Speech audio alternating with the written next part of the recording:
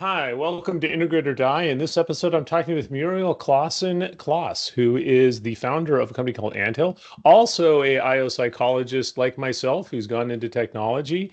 And Muriel, thank you for being on the show. I always start by telling you why I wanted you on Integrate or Die. And aside from being just a super cool person who's a psychologist who studies technology, which sounds a lot like somebody else I know. Um, but it's that you've started this company, Anthill, and you started out of a passion of focusing on frontline worker experience, which has gotten a lot of attention recently. But when you started, it wasn't not like the hot topic. And so looking at how you can use technology to address what was kind of a somewhat ignored part of the workforce when you had started, but also how you've evolved this company and the role in technology as technology's evolved, how you've taken that company along. So I think you just, have a wealth of interesting ideas of what it's like to build something new in the world of HR technology. So that's why I wanted you on the show. But how would you describe yourself? Yeah, thanks so much. So I've kind of, as you said, have worn a few hats. So my first foray into the whole kind of HR technology space, I had an early job where I was brought into this kind of leadership development team that essentially did what felt like corporate summer camps for adults, where we would do these kind of leadership development getaways with boards or executives. And we did a lot of work with HR leaders. And we were often kind of helping them learn about themselves, but also what they wanted to do in their organizations, a little bit of psychometrics sprinkled in there, but also kind of assessing just what are the tools in your toolkit you're going to use. So at that point, I was actually like kind of on the like buyer advisor side, ended up in graduate school, as you said, studying industrial organizational psychology. Was kind of through that first experience, just like thinking more and more, like we have to focus on these frontline deskless workers. Like there's so many of them. And I feel like when I look at the HR technology landscape, there's so few solutions that are built for the specific needs of these folks. I grew up around a lot of frontline and deskless workers. My family are frontline and deskless workers. I knew their needs were really distinct and I didn't see that getting kind of served. So that was a really big focus for me. I also was fondly called Robot Girl in grad school because I was very into AI kind of back in like 2015, started to get really passionate about it, did an AI intensive at the NASA Ames base in Mountain View. And just kind of that became a big part of how I thought about this because I think that sometimes these overlooked populations can kind of leapfrog ahead when we have these new technologies that we can apply. So I get really excited about what AI can do specifically for that frontline and deskless population. But yeah, as you said, I've now started a company called Anthill, which is essentially an AI agent for frontline managers to engage, develop, and retain their deskless workforce. And so have worn the hat of kind of vendor, buyer, advisor, and it's a fun lens to kind of look at all the evolutions we've seen around HR technology. Yeah, I like that. It's funny, you and I, we were into AI before it was cool. Back when you got called Robot Girl for being into Yeah, AI. actually, we were in AI before it was profitable. Yes, there you go. There you go. Absolutely. So, here. Sorry, I just had a little glitch on my side. Which I will edit out. But yeah, so we were saying, but you look at AI. I like to start with this conversation when you look at technology and you've worked with frontline workers for a lot in that population. One of the things that I think a lot of times is your experience is there's probably technologies that you're kind of amazed when you go into these frontline worker populations, like, why isn't everyone using this? Like when you think about frontline workers in general, what is something that kind of amazes you that companies aren't doing because it would actually be very easy to do? Yes, I love this question because I think that when we design solutions for desk workers or folks that sit in an office or work from home, I think we're often like we've already tried a lot of things to solve the kind of retention challenge, right? We've probably like tried to do engagement surveys. We've probably tried to do like pizza parties. Like we've tried things, right? We've tried to make people happy. We have managers that focus on developing their management skills and mentoring these folks. When you look at a typical deskless workforce or frontline workforce, which by the way is 80% of the global workforce, to be clear, it's not a rare experience. This is what most folks do. Like there really hasn't been investment. We haven't really tried to kind of get folks to stay beyond maybe some slight pain increases during COVID when we started to feel the crunch of kind of the labor shortage. So there are so many kind of low hanging fruit things that you can do to move the needle with this population. A couple companies that I love that are doing things like this, like there's a company called Daily Pay that basically says, hey, for these deskless workers in this warehouse, they have earned wages that they won't get paid for a couple weeks traditionally. Well, that's a model that works really well for some folks, but for folks that are getting on their feet, maybe with like a first job in a while, or maybe they're, making minimum wage, being paid out earned wages efficiently is really critical for their well-being. Mhm. And so a company like Daily Pay helps you actually pay out those earned wages when the employees need them. So maybe like on a daily basis or a weekly basis. That's such a simple solution. There's a technology that can facilitate that. That makes such a difference in the lives of the workers and their trust in you as an employer and their desire to stay. Another example of this is we work with a lot of folks that are in rural areas where public transit is not particularly reliable in the United States for those workers. They want to get to work. They want to be successful at your company, but they have a tough time getting there. So there's actually technology providers that are basically helping to like ease that kind of gap of what public transit can do and for folks without private vehicles. So I know Tyson Foods, for example, works with a company called Commute with Enterprise. And they basically have created this like quasi kind of public transit system for their workforce. And they are able to retain so many more workers at these plants in these rural areas because folks can get there. So those are some of the examples of kind of HR technology solutions that you may not even think of when you think of HR technology, but those are like driving those KPIs of those HR teams in those organizations. Yeah, I like that because I think one of these things with the frontline workers is you're looking at from the experience that they have as workers, and a lot of people don't realize, that we want to get in the argument that maybe they should be paid more in general. That's a different conversation. But given how much they are paid and their lives, often, small changes that aren't issues if you are maybe in a higher pay grade or the working schedules, like you said, with traffic and all that, finding ways to give better transportation, scheduling technology itself. I mean, like Absolutely. most people that manage frontline workforces would never allow themselves to be managed the way those people are managed. Could you Yeah. imagine telling a CEO, you have to come in and we'll tell you when your lunch is? Yes, exactly. Well, and also, and a lot of the folks that lead these workforces, like they're unhappy with it too. They're like, Hmm.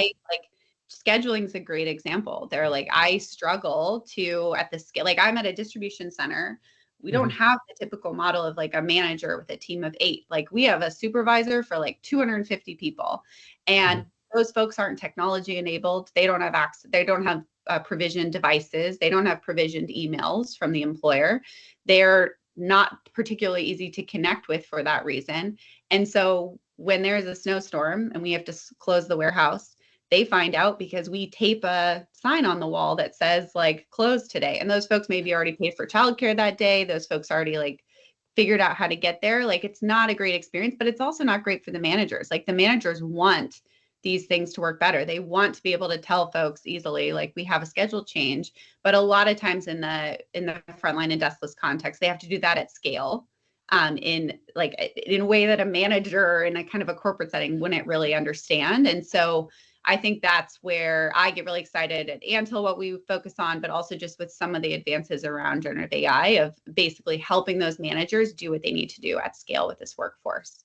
Yeah, I think that's a really good point from a manager perspective too. That I've worked with a lot of frontline large workforces, and every company is just struggling to keep their shifts get full and people on the schedule. And what I think people discovered in the COVID was that they're 2 clicks on Google from another job. Mhm. And if they're not having an experience, like I remember years ago working in the hospitality industry where there was a spike in turnover in a hotel and everyone was like, what happened? What happened? And we talked to the hotel manager. They're like, they moved the bus stop. It used to stop in front of our hotel and now it stops a quarter mile away in front of another hotel. You Yeah, know, there's very small things. And when people tell me like, oh, these kids these days, they don't want to work in whatever job it is. I'm like, no, they don't want to work for you and they don't have to, you know? exactly. And I think that's the thing, because we talk to a lot of employers that are like, well, this workforce is so fickle. Like, why would we invest in these people? It's like, it's the opposite. Like, you are so fickle as an employer for these folks. Why would they want to stay with you? And it's funny because when we talk to thousands of workers every day. And they want to stay at their job. They don't want to go through the trouble of finding a new job. They want to develop in your organization. They like, if you are making this a great place to work, if you're like an employer of choice, they want to stay. And it's so much more expensive to rehire constantly than, I believe, to fix that leaky bucket and just create a better experience for these deskless workers. Completely agree. Yeah, and that point of most people, yeah, they want stability of a job, but they want a good job, and it's very easy to change jobs, just like it's very easy to get rid of workers. And this is the flip side of having no loyalty to employees. Why should employees have any loyalty to a company? Yeah. It's if there's And it's not a true relationship there. absolutely, it's more than loyalty too. Like, one of the things that comes up a lot, especially when we're kind of doing some of our more surveying with the workforce, is they're like, I just want respect. Like, I want this to be seen as like an important role in this organization.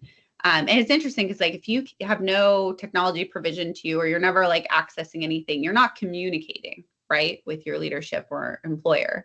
And if you're not communicating, well, then I know you don't care what I have to say, right? If you haven't taken the effort to communicate with me. And so that feels like, well, then I must not be a kind of vital part of this organization. Like, they don't care about what I think. And what we hear from a lot of folks is like, I'm closest to your product. I'm in the distribution center. I'm like touching your product. I'm in the warehouse producing your goods, or I'm actually close to your customer. I'm on that kind of like retail floor and that hospitality experience. I'm cleaning in your hotels. I talk to people. Like, don't you want to know what I have to say? So I think sometimes we think that it's like one thing we have to fix. Like we think, oh, pay is everything, which it's a big piece, but it's not actually everything. Like, people also want to be like a meaningful part of your organization and be respected for what they do. That's such a great concept too. I mean, respect my expertise, the role that I am the face of the company to your customers, but also respect my life and the use of technology and using technology that is available to make people's lives better or to enable them to more actively participate in the company where they're not just sort of like, we tell you what to do kind of stuff. Um, is a really critical sign of respect, which gets into my next question, which is current innovations. When it comes to creating that sense of connection and respect, are there like technologies that you're really excited about? Because your first examples were very logistical stuff, which is Yeah. huge. But that creating that bond and respect, that's different. Yeah, absolutely. Well, obviously, I mean, that's a big part of the mission of Antil. So that's something Hmm. that we think about in everything that we do.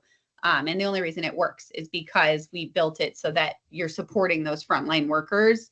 They actually like this because there's something in it for them. You're not going to Hmm. get a frontline or deskless worker excited about using your technology if it feels like another thing kind of slapped on them that has nothing to do with their lives and their needs. So I think that's a big part of what we do there. Another example, though, of a company that I think has done this in a really interesting way for more like small businesses that employ Hmm. frontline workers is a company called Leapsome. And I think they're kind of similar to another company that I really respect, but kind of solves a different challenge, which is 15Five. But Hmm. it's kind of this idea of like continuous performance management. It's interesting because, I mean, I'm sure you know this as a psychologist. Performance management is just like most people's kind of thing that they're just like, oh, this is such a big barrier to success because like it should work Hmm. well, but it's often just becomes this like check the box, like kind of painful process. But kind of done well, I think how these businesses do it, like it's actually a way for someone to like really buy in on like hitting goals in an organization and Hmm. feel like a greater sense of fulfillment in the work that they do. So Leapsome has basically said, okay, there's going to be a lot of employers, especially kind of for front lines and these small businesses, where it's not going to be possible to have a director of learning and development or somebody who's like specializing in an IO Hmm. psychologist on our staff. Right.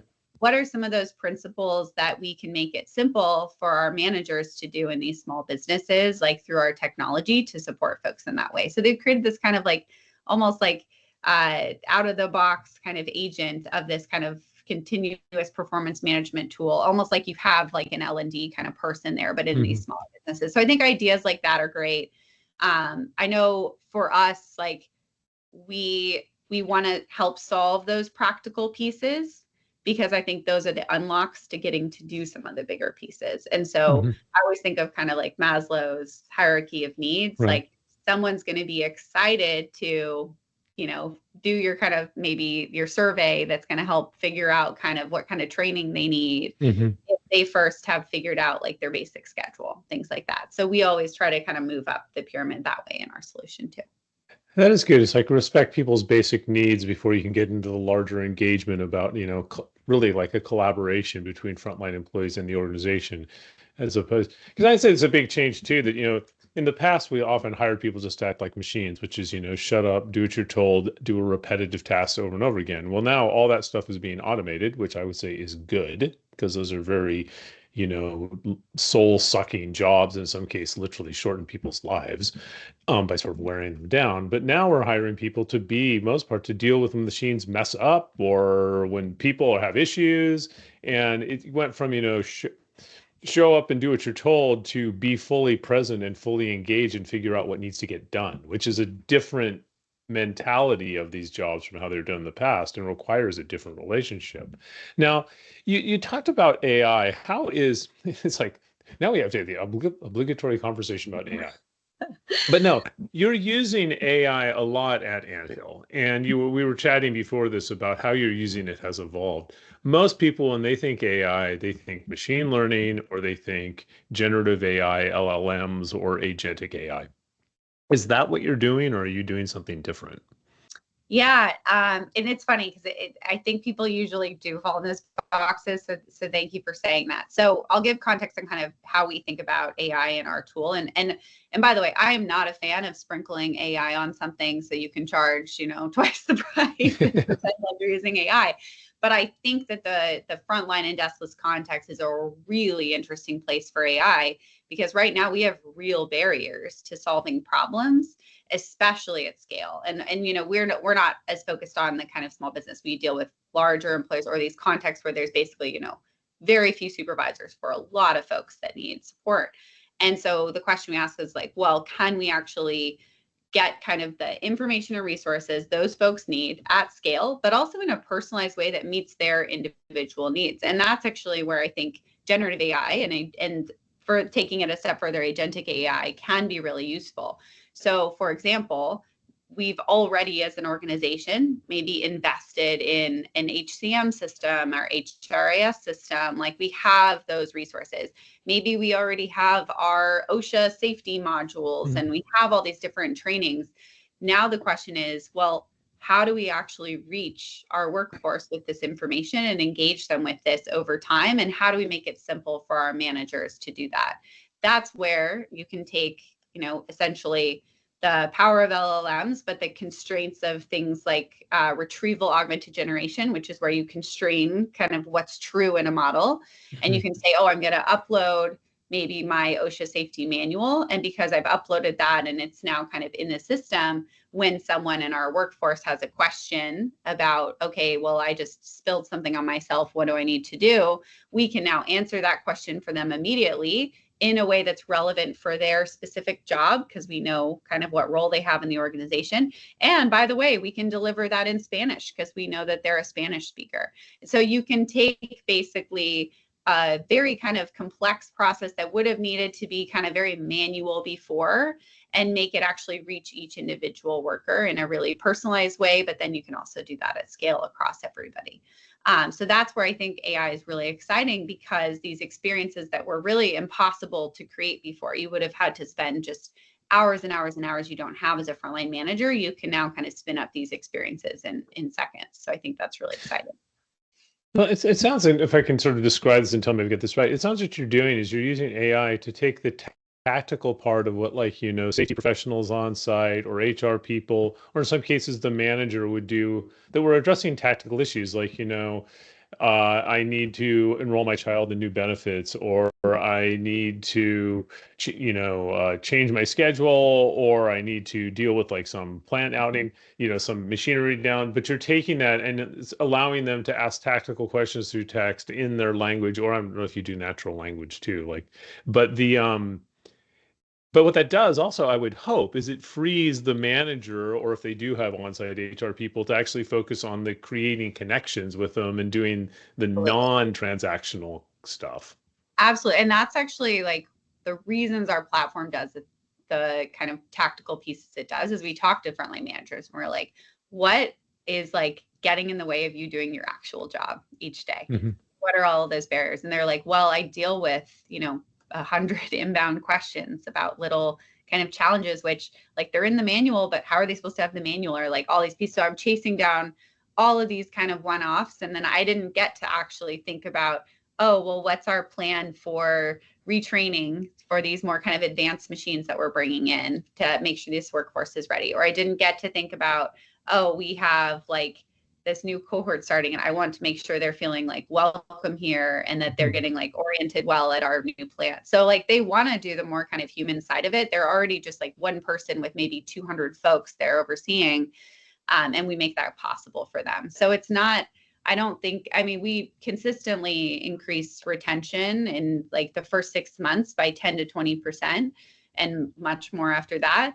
And I don't think it's just our technology. It's what that manager is able to accomplish once they're freed up to do it. Yeah, it's probably, I would say it's a combination. One, you're giving people more control over the things like, yeah, I'm trying to change a schedule or get, new benefits, and you make it easier for them. So you're sort of creating that connection. But the other one is you're freeing up for that more human relationship. And as you're talking, it's almost like you could go into a company when you're looking at using agentic AI and say, where do you feel like you're just a human version of an agentic AI? That is where you're doing what a psychologist would call deterministic tasks. Like if if an employee says, "Hey, I need to enroll my child in healthcare benefits," and you're like, "Okay, I'll get you the information." You're not. There's no question of how am I going to do this or will I be able to do this. Like I've just got to do this, then I've got to do this, then I've got to do this, then I've got to do this. Well, take that stuff off. If people already know how to do it, automate Yeah, it. absolutely. Absolutely. And it's also it's just an area that I think is really exciting to support these folks because there's a shortage definitely of frontline and deskless workers, as we all know. There's a major shortage of frontline and deskless managers, and they are so overworked. This is like a person that can use a lot more support.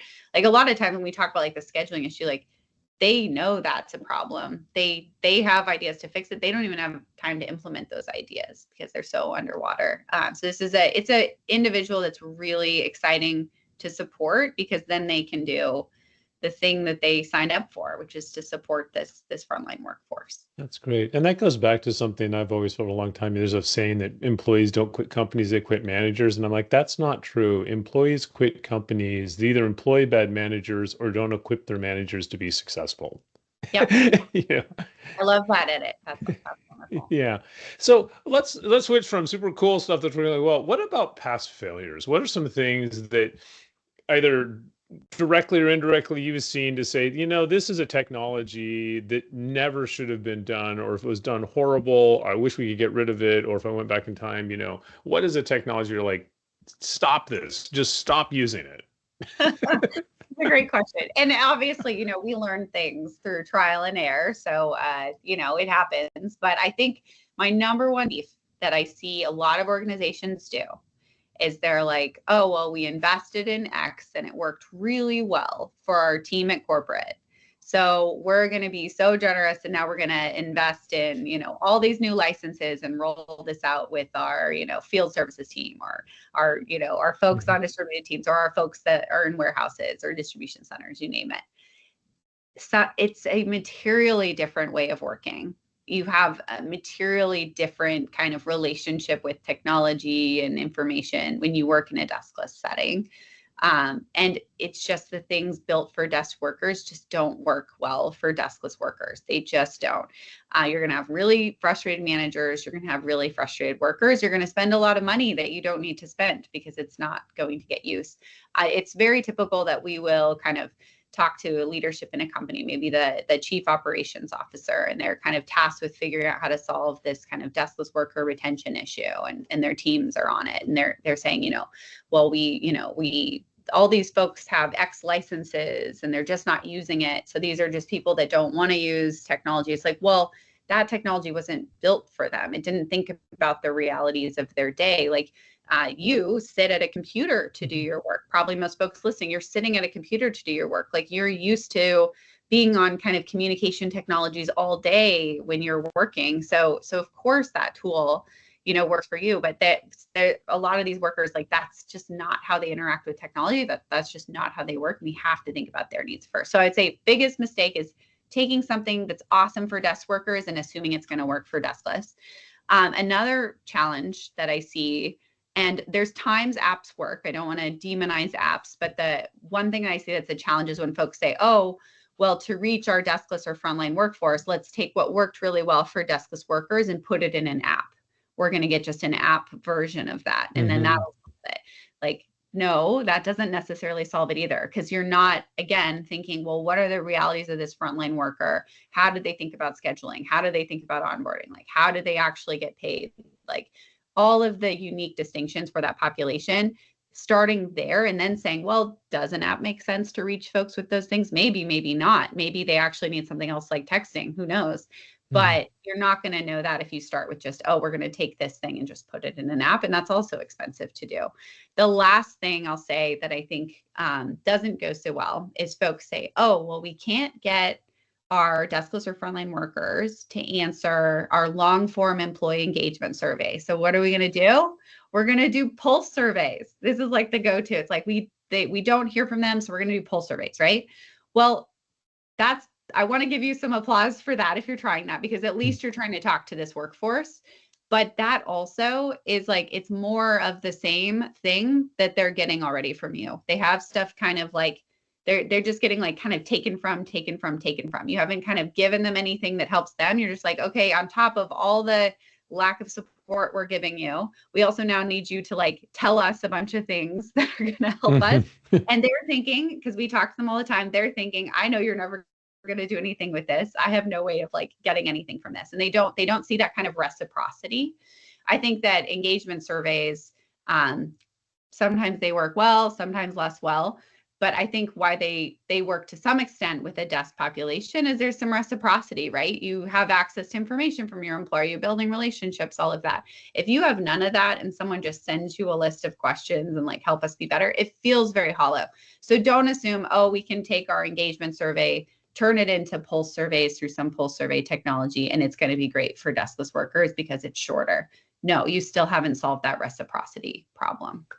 Yeah, and how do you make sure you create that communication back and forth and kind of looking at, I mean, interesting to say, how much stuff do we push at these people versus how much do they give back to them, and how much of the stuff we push at them is actually showing that we listen to them, 100%. I think that's a really key observation. Well, and one thing I'll add to that is that, we've always told employers like, hey, before you ask for anything else from this population, I want you to start solving problems for them through our platform when we work with employers. And we've consistently had an over 95% subscription rate across every workforce we've worked at, which is unheard of in this population. And it's because we never ask them for anything until we've helped them actually solve some challenges they're facing. It's practically meeting their needs. And I think it goes back to what I said earlier about, and like, if you're trying to move the needle on retention with a corporate workforce, you've got your work cut out for you because you've already tried a lot of stuff.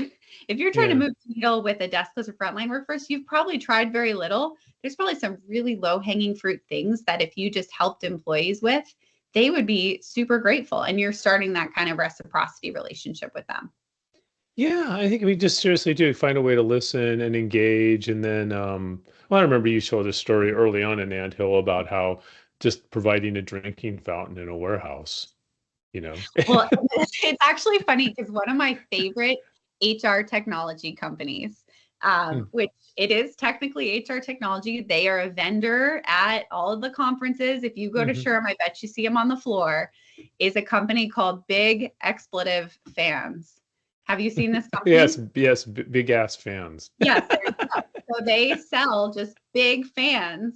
And I'm telling you, if you are like a frontline or you are an HR leader who's listening and you have a large frontline workforce, that is an awesome HR technology purchase that you can make, because one of the biggest complaints we get is like, I'm too hot in the summer.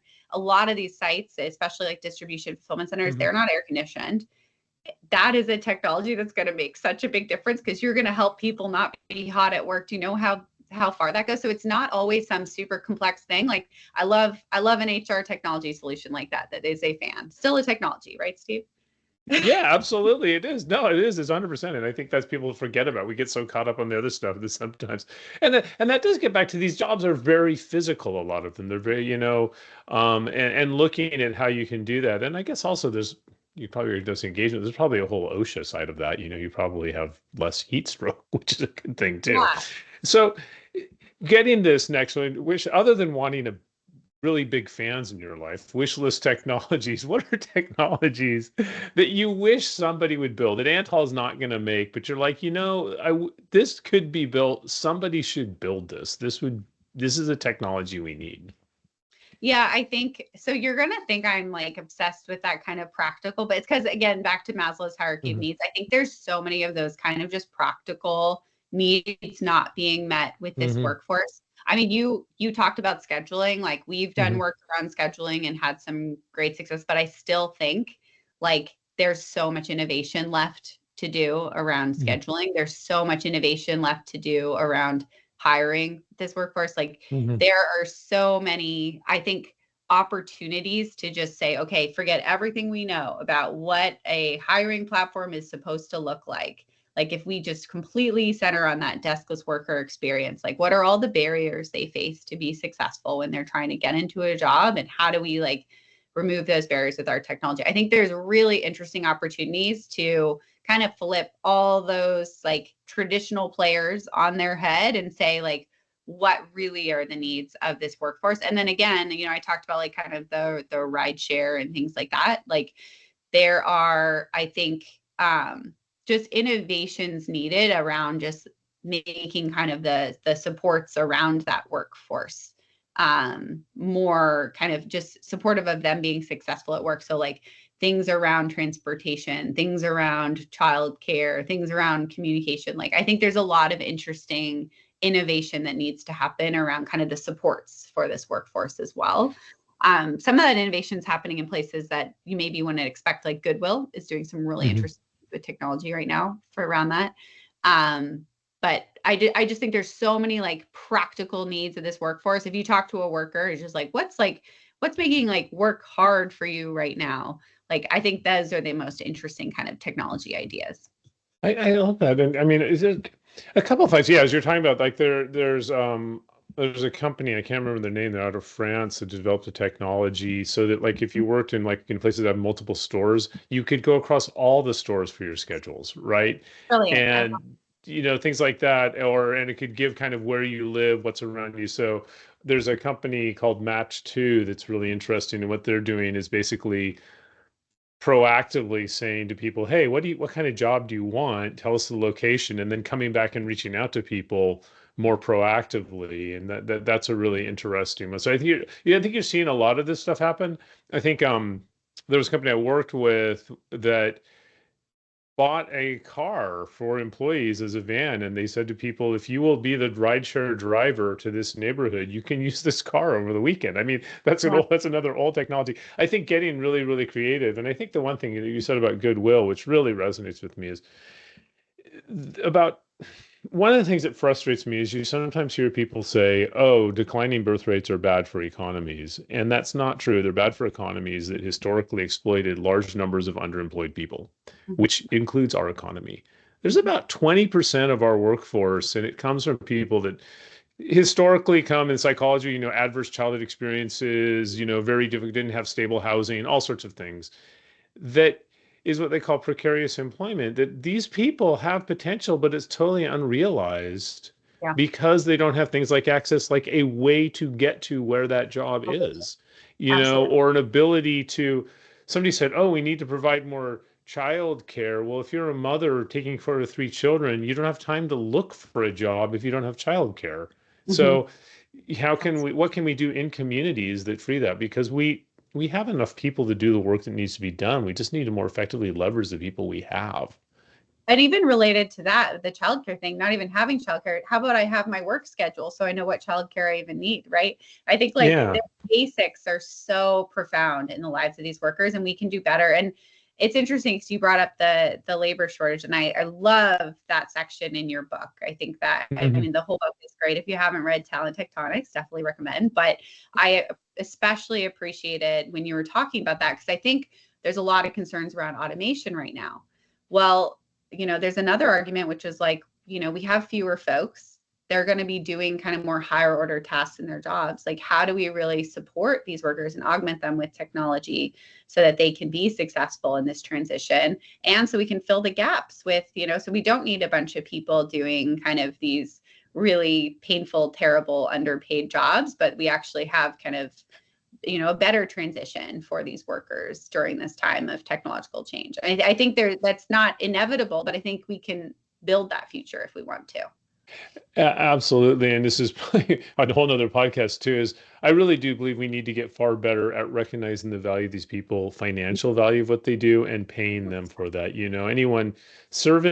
Being a good service employee, it is a technically skilled job, just like, computer programming, but we don't treat it that way. And we pay everyone exactly the same, and we don't recognize it. And we have technology that we could do far better job of really recognizing the financial value that these people are having as the face of your company to the customer.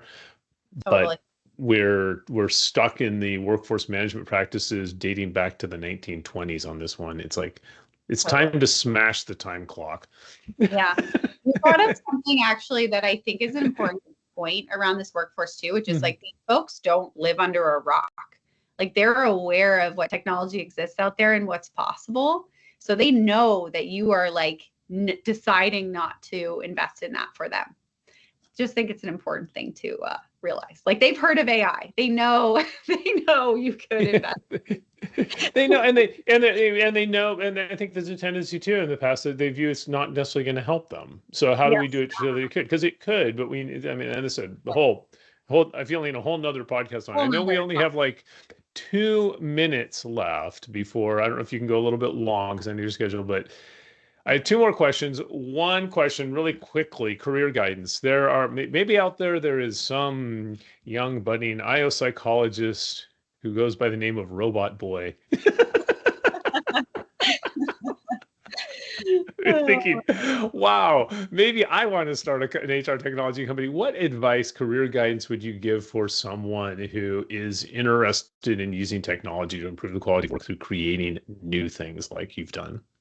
Yeah, I think it's something I've talked about already here, which is like, just don't forget the front line. It's 80% of the global workforce. That's a huge market to serve. If you're worried about convincing a VC to care, that's a big market size, big total addressable market. So if you want to start a company in this space, if you're thinking about HR technology, like, there's so many problems to solve specific to deskless workers. And if we build ground up deskless first, so I think it's a really exciting place to build. The other thing I'll say with HR technology in general is kind of just a tactical advice getting started, is that really think about who's actually accountable for solving the problem that you solve in that organization. It may not be HR. Even if you're in HR technology, they're going to be a stakeholder, they're going to be a champion for you, but they may not be that person accountable. And just make sure that you're really thinking about, well, who is accountable for solving this, and how can I make sure that this maps to what that person's accountable for? It's going to help you a lot getting your solution into market. That's a great thing. And I'll give people said the head of operations, by the way, too, has a much bigger budget than the head of HR. Well, again, if you're something that's not just flashy kind of feature sets and flashy AI and all that, but you solve a real problem for real people, like, they need to solve real problems often in that operation. See, like, they're accountable to like actually reducing turnover, like to the tune of, millions of dollars. If you can help them do that, you just made these people's lives better. Like, they will reward you for that. And it's a great place to be as a business. That is true. And also they feel the experience of turnover at a different level, in the sense of like, they're a factory. It's like a warehouse doesn't run. It's not this abstract concept. It affects their operations directly. Very last question, which is a wildcard question, which is, what is a question that I should have asked you that I didn't ask you, but you have to answer it? Yeah, I think I love talking about the labor shortage. As you know, we could do another hour on that. And I think that a lot of folks look at that or look at everything happening with technology, and they say like, oh my goodness, what jobs are going to be impacted and all of that. I actually would flip that on its head and say, where are the industries that are having the toughest time competing for talent right now? Like where do you have to be a really good employer to be able to fill your ranks with talent right now? And I think those are some of the most interesting places to build innovations for. And I mean, spoiler alert, the answer to this is I think care is the most interesting place to focus right now. Child care, elder care. I think that care workers are so underappreciated, so undersupported, and we are going to need them more and more and more. So I think that's a really exciting kind of portion of the deskless workforce to focus on. I so 100% agree. And so, like in the next podcast, Muriel will join us in the next podcast on Integrated Diet, where Muriel solves the healthcare problem in the United States. No big deal. No big deal. Well, Muriel, such a delight to have you on the show. I love the work you're doing and just the using technology to impact the lives of so many people and sharing your insights. And so, thank you very much for appearing on Integrator Die. Wonderful. Thank you so much.